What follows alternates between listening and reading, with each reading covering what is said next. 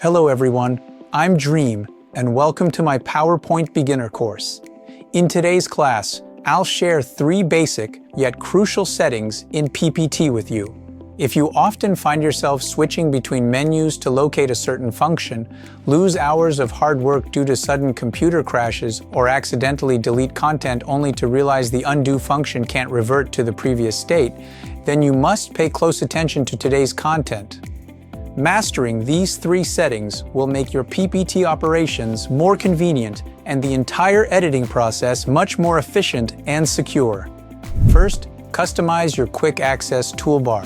PowerPoint has abundant functions. However, some functions require multiple clicks to access every time we use them. The quick access toolbar is like your personal Swiss Army knife. It lets you gather the most frequently used functions within easy reach, thus saving a lot of repetitive mouse clicks. For example, suppose I want to center align these 4 shapes. The conventional process is, first select all 4 elements, then click the Shape Format tab in the top menu bar, next find and click the Align button, and finally select Align Middle from the drop-down menu. All in all, a simple alignment operation takes several steps, but if we add the Align Middle function button to the Quick Access toolbar in advance, the whole process is simplified to 2 steps. Select the elements, then click the alignment button on the toolbar. The efficiency improvement is quite obvious. So, how to add frequently used functions to the Quick Access toolbar? There are 2 methods.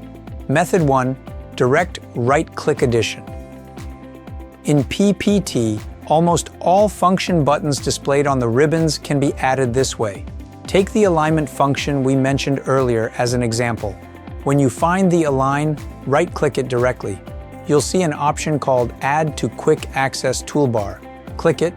This function will immediately appear in the Quick Access toolbar.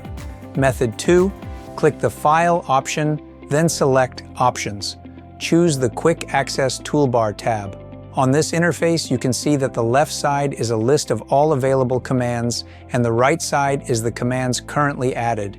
You can find any function you need in the left list, select it, and click the Add button in the middle. Then it will appear in the right list. The advantage of this method is that you can add some commands not directly displayed in the ribbon, and you can precisely adjust their order in the toolbar using the up and down buttons. Moreover, if you switch to a new computer, you don't have to worry about losing your previous personalized settings. You can find the Import/Export button to export your well-configured Quick Access toolbar settings as a file, which helps you restore working environment without reconfiguring everything. Here, I also want to give you a tip. When setting up the Quick Access toolbar, try to categorize and sort the buttons according to different functional usage scenarios. For instance, I roughly divide them into 3 categories: theme settings, layer adjustments, and design-related functions. This way, when you need a certain tool, you can quickly find it in a specific area of the toolbar. I've also exported my own configuration file. If you need it, you can find the download link in the video description. The next 2 settings are like safety nets for your PPT, protecting you from both data loss and mistakes.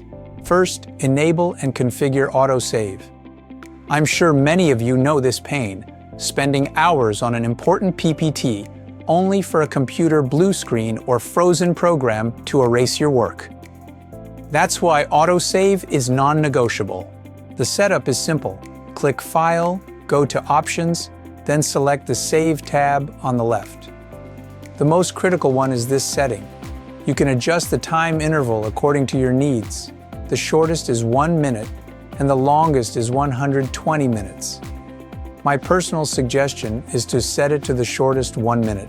Similarly, you can also set the location for automatic file saving here. Be sure to check it. It might help you recover huge losses one day. Second, increase the maximum number of undos. By default, PPT only lets you undo 10 to 20 recent actions, enough for simple edits, but not complex ones, like adjusting multiple objects or formatting.